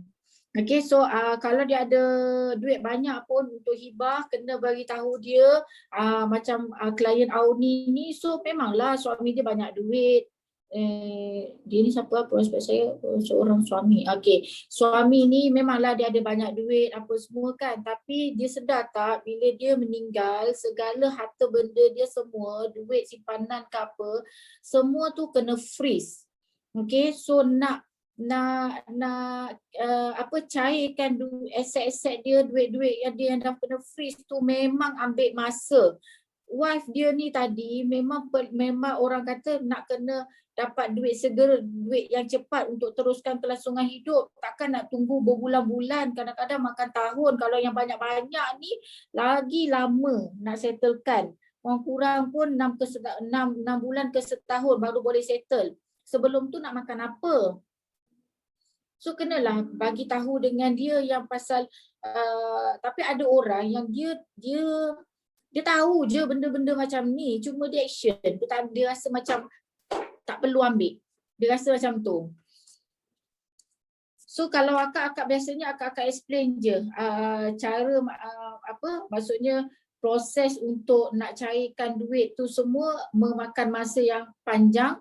So dalam masa sebelum dapat duit-duit tu semua, dia memang perlukan backup untuk dia teruskan kelangsungan hidup dengan anak-anak. Hutang sedia ada masih kena bayar, hutang rumah, hutang kereta masih kena bayar lagi macam biasa. So kalau dia tak ada income, mana dia nak dapat duit untuk teruskan, untuk bayar hutang-hutang ni, untuk makan minum dia dengan anak-anak. So kena inform dengan dia benda-benda macam ni. Sebab kadang-kadang dia tak realise benda tu. Dia ingatkan macam lepas tu duit yang dia tinggal banyak-banyak tu bukanlah 100% isteri dia dapat. Kena bahagi secara faraid. Ada bahagian mak ayah dia, ada bahagian kalau dia tak ada anak lelaki, ada bahagian untuk adik-beradik dia. So benda-benda yang dia konon-kononnya dia dah standby untuk family dia ni, tapi sebenarnya end up tak dapat pun dekat family dia 100%. Dapat dekat adik-beradik ke, dapat kat mak ayah dia ke, macam tu. So bahagian isteri lagi sikit. So kena beritahu benda macam ni, sama ada kita nak kena tahu sama ada dia alert ke dia tak alert benda-benda ni. Okay. So kalau dia alert, dia memang kalau dia alert dan dia memang tak nak, dia memang cari alasan, so next je, tak payah nak pening-pening. Okay, ada prospek nak medical card satu family, dah dapat quotation, follow up, dia tanya perlu ke ambil takaful sebab kerja government ada QPAC. Government memang ada QPAC. QPAC ni murah, tapi akak dengar QPAC punya apa? QPAC punya satu limit dia tak tinggi tau yang QPAC ni. Siapa ada pengalaman QPAC? Abang Mario ada tak? Adik Ira husband dia pakai tu tapi tak pernah lagi lah. Maksudnya diorang tak pernah berurusan benda tu lagi.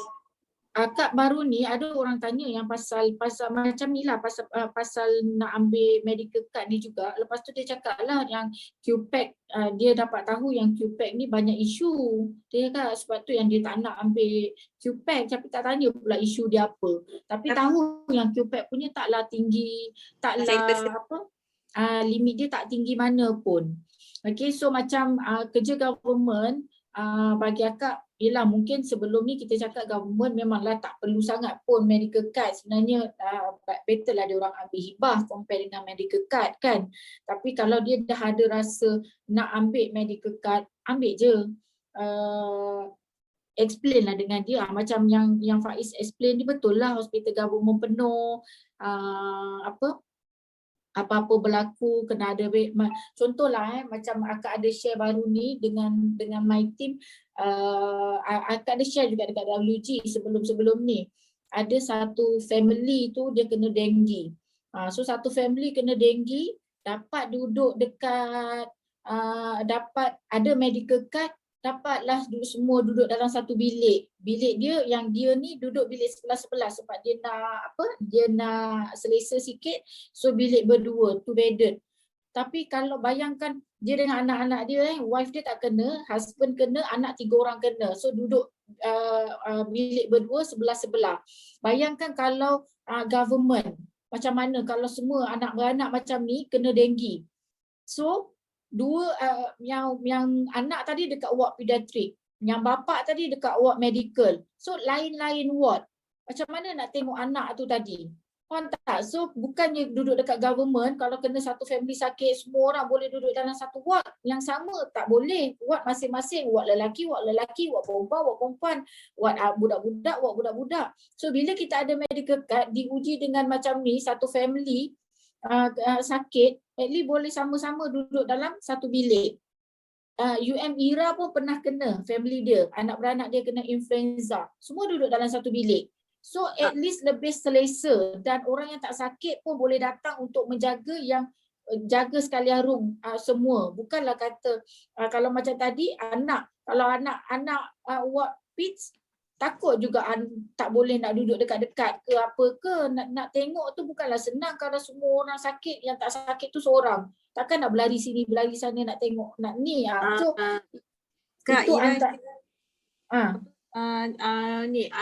Ira ada satu klien, dia polis, dia ambil hibah harapan all the family. Nak jadikan cerita, diorang biasalah setuju juga dengan GM kata, diorang comfort zone dengan benefit kerajaan yang dapat tu lah kan. Nak jadikan cerita, accident satu family, ayah dia punya condition sangat teruk, mak dia pun jatuh tapi tak teruk, anak dia 2 orang teruk sikit. So bapak dia kat katil lain, anak dia yang kecil 2 orang tu, satu kat tempat lain, satu kat ni. So masa tu dia on the spot terus call, dia ingat medical card boleh apply dalam masa seminit. So dia kata, Ira, ada tak option sebab I kena asing lah dengan anak I setiap ke sana ke sini, I nak ambil untuk diorang. Tapi kan tengah accident, so kita consult dengan dia, tak boleh lah, dia tengah jadi risiko. So setuju bila dengan DM cakap, kita boleh create awareness walaupun bukan story korang, korang cakap je story korang. Macam tu. Sebab takkan nak pergi sana pergi sini, lelaki tengah patah kat ward lain. So anak 2 orang tu macam mana? So kena gini, dia penat kat situ. Lala dia request doktor, tapi bukan senang sebenarnya nak dapat kata sebelah. Macam yang kes I hari tu, yang GM share tu, yang GM share pasal influenza tu bagus tu Kak sebenarnya. Bila kita ada medical card kan, hospital swasta ni dia yang offer kita tau. Dia kata korang satu family kena influenza ni, you nak tak satu bilik you dengan anak you 2 orang, husband you bilik lain boleh jaga anak you 2 orang. I cakap dengan dia, okay, satu bilik yang besar tu boleh mak berkatil. So kita orang ada beberapa medical, kita orang combine. Kalau kurang kita orang bayar. Saya kira rupanya sebenarnya maksudnya banyaklah boleh pakaikan kan, tapi memang at least kita ada option. Kita ada medical card, kita tinggi, diorang pun seronok lah yang kita sebenarnya. Compare kalau tengok kita pakai plan medical card daripada company, limit dia bawah, maksudnya bilik di bawah 100. Diorang at least diorang boleh bagi 200 lebih, diorang seronok kat situ. Itulah kelebihan dia. Okey, moga membantu. So memang sebenarnya kena ada tak boleh nak bergantung sangat kepada government. Kalau dia ada keuangan dia mengizinkan, ambil je medical card dengan kita, sebab banyak kelebihan bila ada medical card ni compare dengan kita pergi government je. So sama juga macam Faiz cakap ni, kos peralatan macam besi-besi apa semua tu memang kena beli sendiri kat government, bukan ditanggung sepenuhnya. Okay, so sebab kalau kalau ditanggung sepenuhnya ni, tak adalah orang pergi government ni pergi minta derma ke apa ke, tak ada. Okey, ada sebab kalau macam PPUM dia ada department dia yang memang untuk minta macam mana Asu? Minta derma macam tu lah, bukan minta derma, minta Kebajikan tak? Kebajikan. Ya Allah, susah betul lah nak cakap. Kebajikan kat dia situ ada. kena isi borang, lepas tu banyak gila benda kena bagi slip gaji, kena bagi income tax lah, apalah. Lepas tu diorang sebenarnya hanya tolong apply bagi pihak, dan diorang akan apply Baitumal dan juga zakat, pusat zakat. Ya, sebenarnya betul. Bukannya diorang, saya ingatkan kebajikan tu hospital tu sendiri Hospital tolong. yang bayar, bukan. Rupanya bukan. Sebenarnya diorang tolong apply. So tak logik orang kalau gaji banyak nak minta tu memang tak boleh. Betul. Tapi macam contoh pencen, macam arwah bapa mertua, dia pencen, tetapi masa dia nak letak stand dekat dia punya jantung tu kan, masa tu ada blok, memang pay and claim tau, walaupun dia pencen. Maksudnya kita pergi kebajikan, kita beritahu yang dia dah pencen dengan dia memang tak ada income sangat, memang tak ada income lah sebab pencen kan. Lepas tu anak-anak pun tak mampu. So jadinya bayar dulu 20,000 untuk satu stand tu, lepas tu kita dapat balik duit tu. Kebajikan lah tolong. So maksudnya memang tak cover semualah, dan benda-benda macam blok-blok yang nak buat stand tu memang mahal lah. Walaupun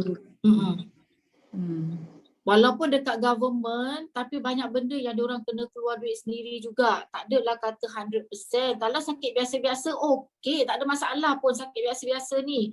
Tapi sakit yang macam memerlukan besi ke, stand ke apa ke, benda tu semua memang kena keluar duit sendiri. Okey. Macam akak punya member pun macam tu, dia staff nurse dekat PPUM tau, anak dia accident, sama juga. Dia siap cakap dengan akak, akak punya anak ni dia kena keluarkan duit, dia ada ambil untuk anak bongsu dia dengan akak medical card, tapi untuk anak dia yang nombor berapa entah dia tak ada ambil lah, dia cuma ambil untuk anak bongsu dia yang bayarkan, anak yang lain ni tak ada ambil. Lepas tu anak dia tu tak ada medical card, masuk dekat ni, dia saya cakap anak dia kena keluar duit 10,000 untuk beli besi tu untuk masuk. Kalau besi tu dah beli, dah ada, barulah prosedur akan buatlah prosedur, kalau tak kena tunggu. Mahal lah, bukanlah murah. Okay, so government covers lagi. Faiz, government sebenarnya dia cover walaupun dah habis. Yang akak tahu government walaupun dah pencen masih dapat percuma lagi tau untuk hospital semua.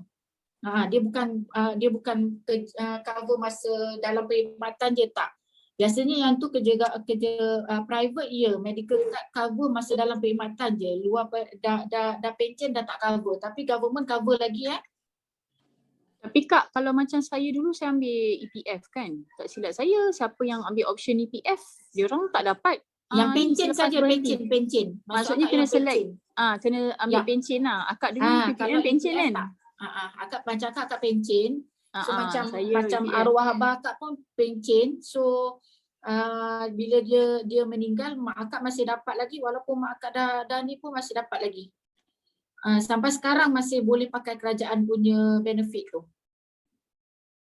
Tapi staf kerajaan yang berpencen lah, bukan yang sign EPF Okey, boleh claim tapi tak jamin sebab terlalu lama menjawab abang.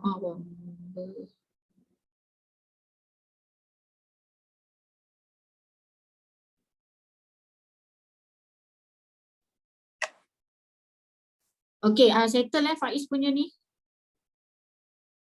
Okay, settle. Cuma ada satu tu dia tanya pasal QPAT scare tu. Memang saya pun tak ada information sangat pasal QPAT scare. QPAX tu akak rasa akak pun kena cari information tu sebab akak tak sure apa benda masalah QPAX ni sebenarnya. Sebab QPAX ni sebenarnya diorang ambil dengan Great Eastern juga tau. Yang akak tahulah Great Eastern Group Insurance. Oh, itulah Cuma sebab dia tanya. Cuma limit tu, limit dia sikit tau. Yang akak tahu limit dia tak banyak. Dan dia murah. Memang murah cuma limit dia tak banyak. So takut tak cukup bila dia kena critical illness yang memang memerlukan kos yang tinggi. Sebab kos sakit kritikal sangat memang banyak lah. Akak punya klien hari tu yang akak cakap tu kan. Akak ada 2 klien tahun ni yang kena kanser. Satu breast cancer, satu lagi kanser perut tu.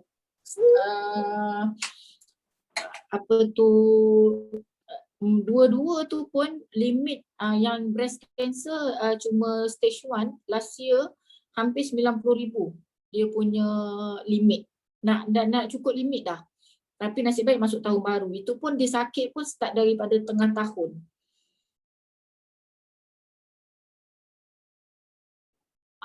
Okey, sekejap. Ni siapa? Ada prospek nak ambil takaful call cerita pengalaman kakak dia meninggal US sebab injak jantung rosak. Dah setahun lebih sepanjang di government, Manjang kata tak ada apa-apa.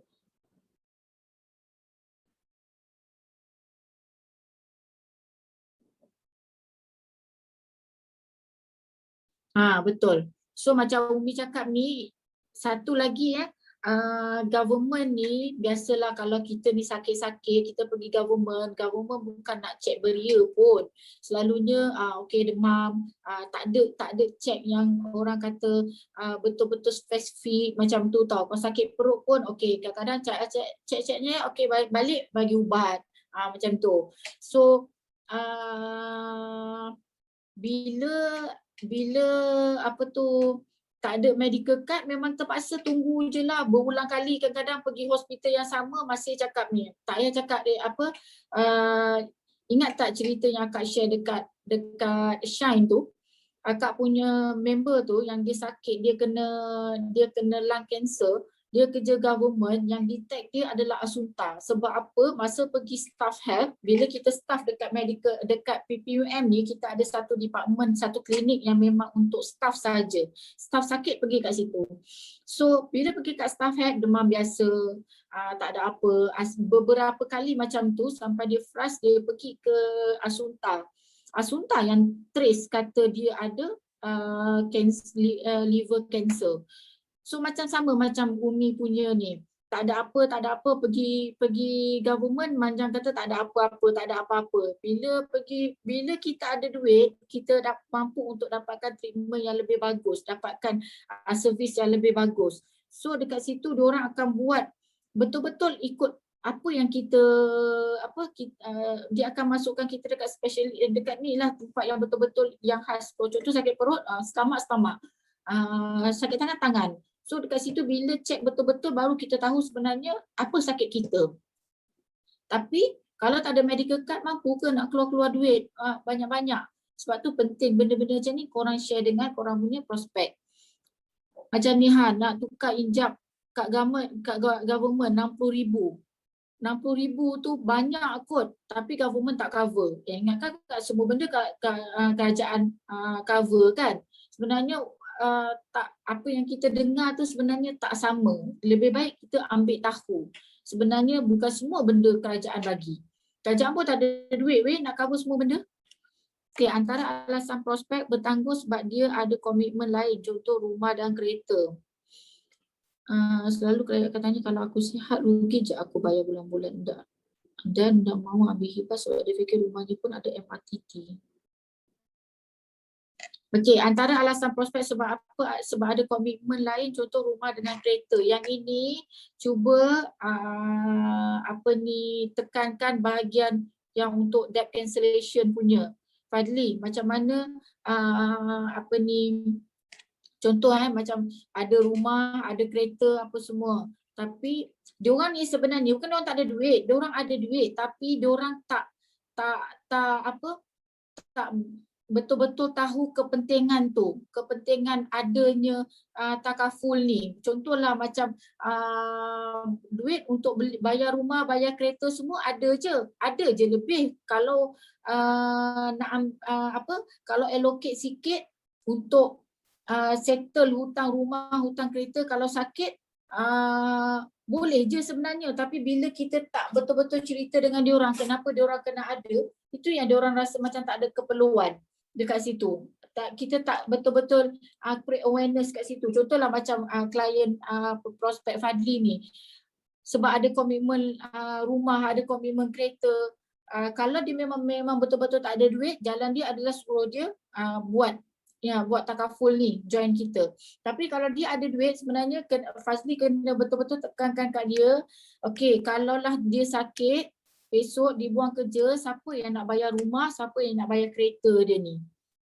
So kereta tetap kena bayar. Sebab tu ramai orang Melayu bila sakit, rumah kena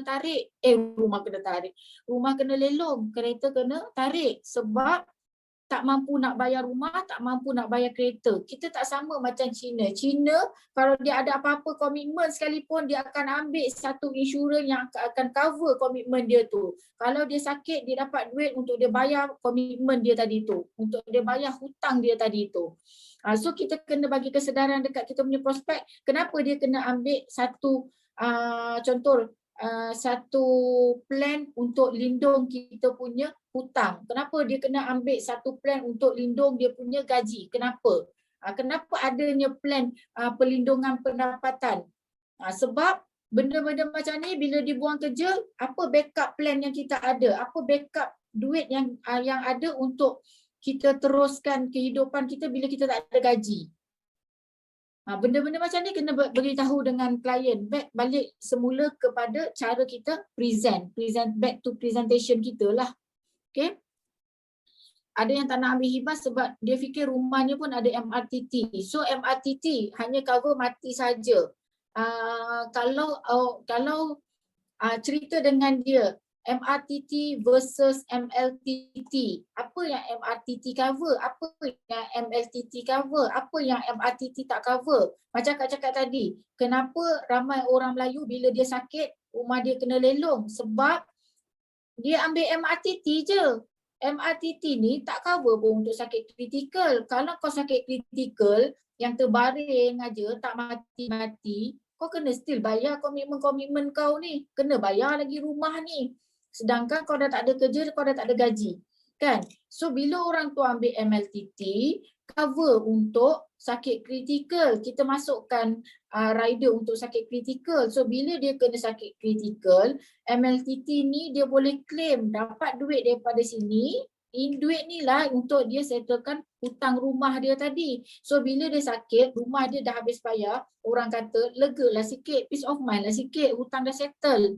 Sebab tu Fazli kena terang dekat dia apa kelebihan MLTT compare dengan MRTT. Yang ini hari tu kelas pun dah ajarkan MRTT dengan MLTT apa beza. So kalau tak faham nanti kena back balik, kena tanya dengan akak, nanti akak cerita macam mana nak buat MRTT versus MLTT tu. Okay Fazli?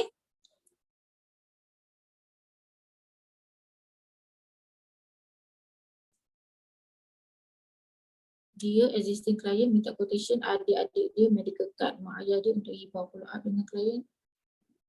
Oh yang ni yang tadi. Okay.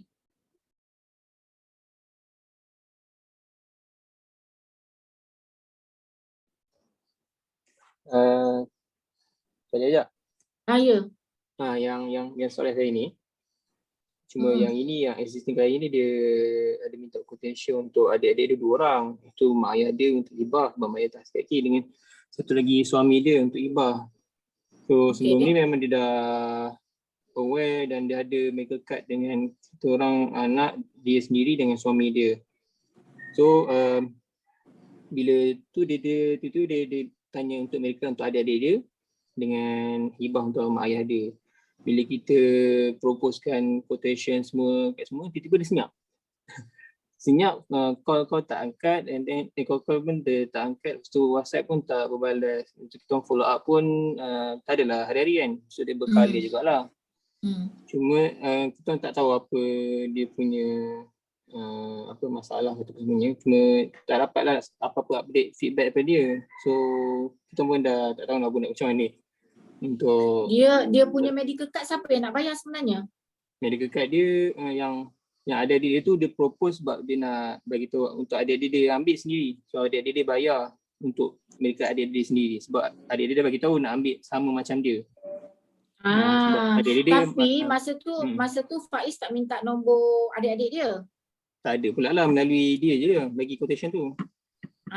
Okay. So benda ni boleh jadikan maksudnya lepas ni jadikan pengalaman lah So lepas ni siapa-siapa saja yang minta quotation untuk adik-beradik biasanya kalau kena tahu siapa yang nak bayar medical card tu, contoh polisi tu siapa yang nak bayar. Kalau kita tahu polisi tu adik-beradik dia nak bayar sendiri, minta nombor adik-beradik dia, deal sendiri dengan diorang. Jangan pakai orang tengah sebab bila pakai orang tengah macam ni dia susah sebab kita bagi quotation dekat abang dia tadi, abang dia baru nak bagi dekat adik dia. So dia jadi lambat. So better sebenarnya ambil terus nombor telefon adik-beradik dia tu, terus direct deal je. So kalau yang nak mereject pun diorang reject sendiri dengan kita. So kalau macam ni maybe adik kita tak tahulah apa masalah dia kan, tapi polisi dia bayar tak? Ya? Polisi dia sendiri dia bayar tak? Dia tak miss lah, memang okey je. So maksudnya dia tak ada masalah dekat dia ni, maybe masalah dekat adik-beradik dia yang memang yang delay ke apa ke kita tak tahu. Tapi bukan semua orang dia terbuka nak bercerita dengan kita apa masalah dia. So kita tak tahu apa masalah dia sebab bila kita tak tahu masalah dia pun tak tahu dah nak jawab macam mana dengan kita, end up dia blue tick kan je lah macam tu. So lain kali kalau macam ni better Faiz minta terus direct nombor telefon adik-adik dia direct. Lepas tu kalau macam mak ayah dia ni siapa yang nak bayar? Dia yang nak bayar atau dia nak share dengan adik-beradik dia? Dia nak bayar. Dia nak bayar tapi dia tak ada respon. Itulah dah ada tanya juga. Tu sebab tu dia sekarang ni kita pun tak tahu lagi macam mana untuk dapatkan feedback daripada dia lah. Akak kan satu lagi, akak selalu cakap dengan klien juga tau. Bila akak nak follow up tu, akak cakap aku just nak tanya je kalau kau rasa tak okey belum, bila akak dah tahulah, contoh macam tadi akak dah tahu dah kenapa apa semua, lepas tu akak dah counter dia dan dia masih reject. So biasanya akak akan cakap, bila akak nak follow up tu akak akan cakap, babe aku nak tahu je kau okey ke tak nak on yang aku propose tu. Kalau kau rasa okey kita boleh proceed, tapi kalau kau rasa tak okey pun tak apa, no hard feeling. Kalau kau rasa nanti when kau dah ready kau datang back je kat aku. Aku bila-bila aku ready je nak servis kau. Selalunya akak akan cakap macam tu. So bila at least bila kita cakap macam tu, diorang akan rasa okey tak apa. Nanti bila dia dah ready, dia pun manusia biasa. So dia pun ada rasa macam kesian juga dengan kita bila kita cakap elok-elok macam tu dengan dia kan. So bila dia dah ready, dia akan datang balik, dia akan come back. Jangan risau. Tapi jangan block kita punya prospek. Kalau dia dah reject kita, jangan block. Okey, macam kes Umi tadi, okey tak apalah babe, aku bagi kau masa, kalau kau dah ready nanti kau cari je lah aku. Kau tahu nak cari aku kat mana kan? Kau cari je aku. Aku okey je. Aku cuma tanya, aku bukan apa, aku risau je. Nanti kalau jadi apa-apa kat kau, aku takut aku menyesal sebab aku tak push kau. Aku tak naklah jadi macam kawan aku. Baru start story yang macam tu. Selalu akak macam tu. Okey. Apa QPAD dia share brochure dengan Tia, dia cakap mampu ambil QPAC dia limit serendah 60K setahun. Dia limit 60K setahun untuk satu keluarga ni QPAC ni, tiada share. So memang sikit lah kalau 60,000 satu family, tapi kalau itu je yang dia mampu, tak apalah, biar je lah dia ambil dulu. Besok tapi cakap dengan dia, okey tak apalah, untuk setakat untuk hari ni, kalau kau untuk setakat ni, kalau kau mampu yang QPAC ni kau ambil lah, better than nothing. Aku nak kau ada je, janji kau ada daripada kau langsung tak ada. Tapi kalau besok bila gaji kau dah okey, kau dah boleh commit, ambillah yang individual punya, ambillah yang dengan aku punya limit lebih tinggi, tak ada sharing limit, cakap macam tu. Kita sometimes kita kena memahami juga dengan prospek-prospek kita yang sometimes memang tak ada bajet, bagi dia orang masa, jangan push dia terlalu sangat sampai dia tak selesa dengan kita. Macam mana pun korang kena buat, sama ada dia nak dengan kita ataupun dia reject kita, korang kena buat supaya diorang akan rasa selesa dengan kita dan diorang akan datang balik dekat kita bila diorang dah ready. Okay? So ada lagi soalan? Ada apa-apa lagi? GM, satu lagi kan, better especially macam kita ada satu KIV client. That's something I apply dulu, which is mana yang klien yang dia tak decide. Sebab I ada klien waktu zaman agent dulu yang after 1 year baru dia ambil plan dengan I. Because that time, sebab that's why kenapa, satulah kita ni kena tunjuk dekat, kita kena macam tunjukkan diri juga, especially dekat Facebook, cantikkan korang punya kedai takaful tu, sebab kadang orang nak ambil, dia nak tengok korang sebenarnya dulu tau. So macam I after 1 year then baru dia ambil. Tapi memang I akan, maknanya yang agent klien-klien yang reject, prospek yang reject, memang I ada satu buku yang kat situ KIV punya klien. Tapi bila kita tengok balik, dorang tu akan datang balik tau bila dia dah tengok korang dah berjaya.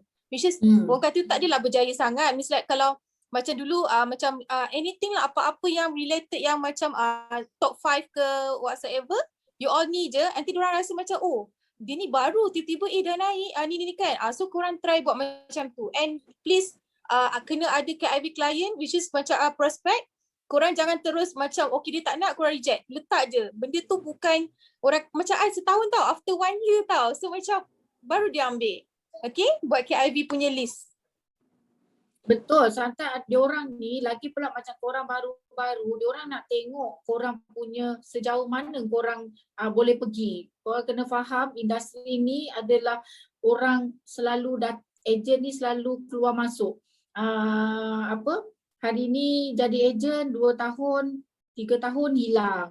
So diorang tak nak, diorang pun takut, risau juga. So kadang-kadang diorang nak tengok, sementara dia nak tunggu diorang dah stable, nak boleh ambil apa semua tu, diorang tengok juga perkembangan you all. So bila nampak korang serius, 2-3 tahun masih ada dalam industri, 2-3 tahun masih boleh dapat award apa semua, so diorang akan datang balik, jangan risau. Even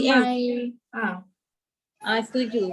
Bagi AJ baru, setuju juga dengan Ariza, sebab kes I punya kawan Izan, ingatkan Cik, dia I propose dia masa mula-mula dapat agent kok, bulan pertama adalah bulan pertama yang I masukkan dia dalam prospect list I approach dia, yang lain ambil walaupun ambil RM50, RM60, tapi dia tak.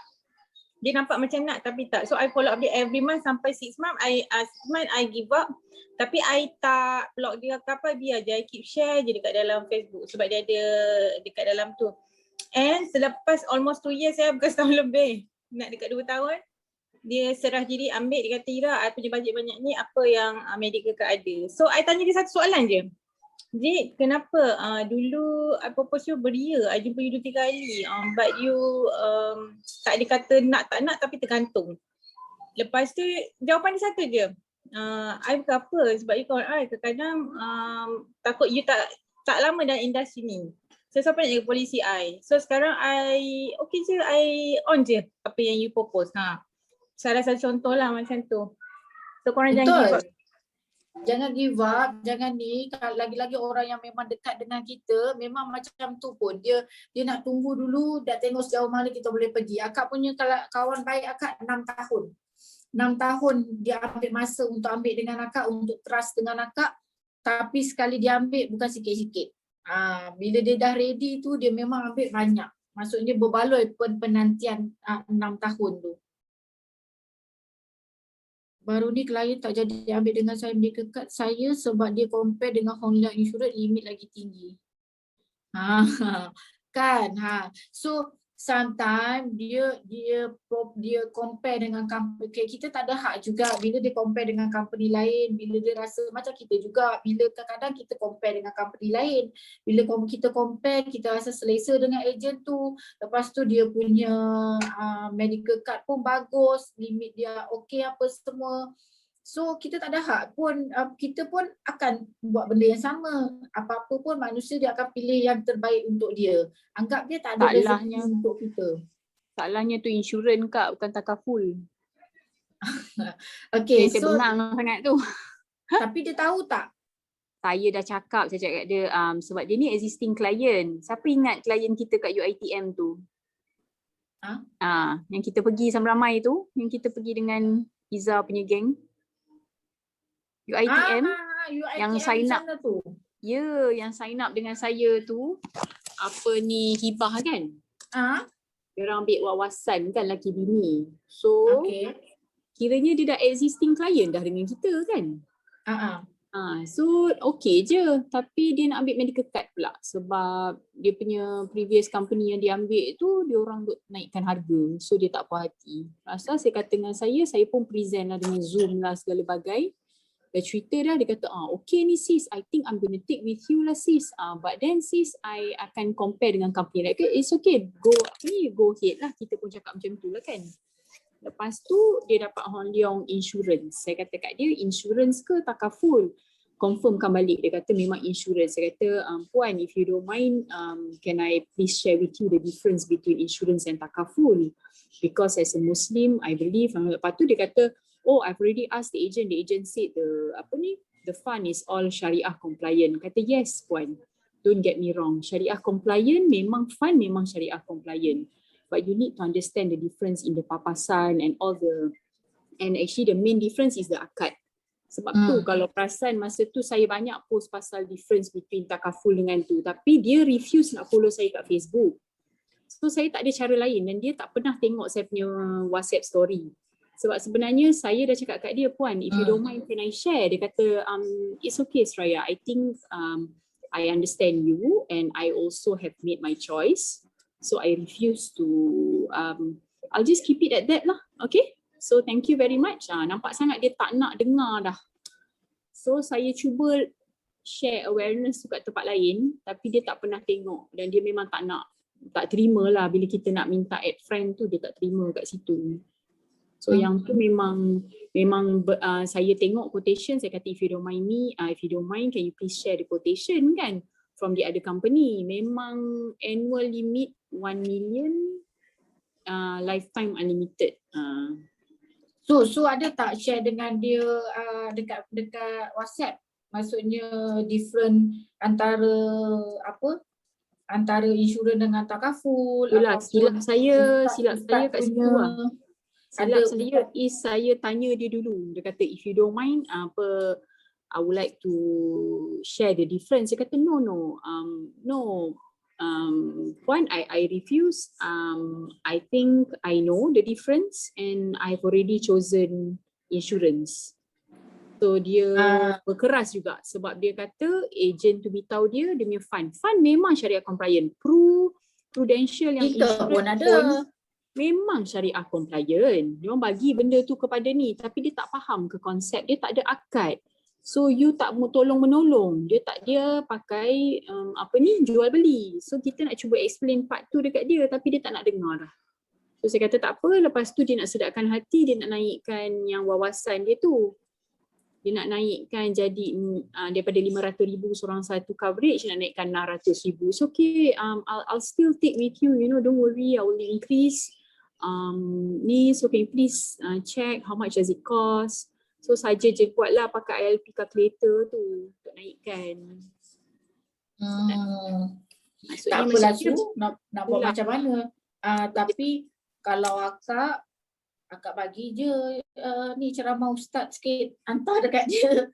Kak, saya bukan apa, saya just share je, saya tahu akak nak ambil insurans ke apa ke, saya tahu, saya faham, saya menghormati akak punya ni, tapi jadi tanggungjawab saya untuk bagi kesedaran ni pada akak. Akak jangan marah, saya nak share je. Kalau akak rasa tak okey pun tak apa. Share je, banyak je ustaz punya ceramah-ceramah yang antara insurans dengan ni, dengan takaful. Betul, Hantar tapi dekat WhatsApp. apa repo dengan dia ni terlampau profesional sangat. Daripada mula lagi duk puan-puan, puan mem. Mula panggil saya mem, lepas tu panggil saya sis.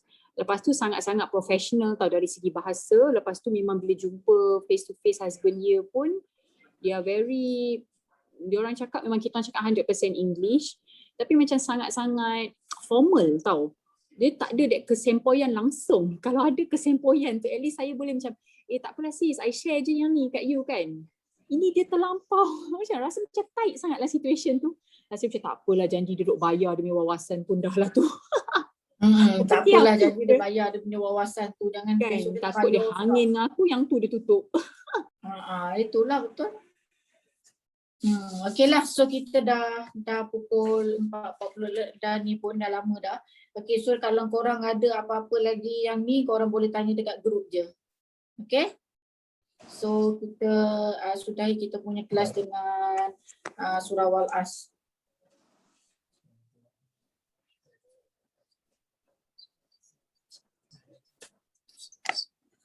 Okay, bye you all. Thank you JM. Okay. Bye semua. Terima kasih, JM. Assalamualaikum.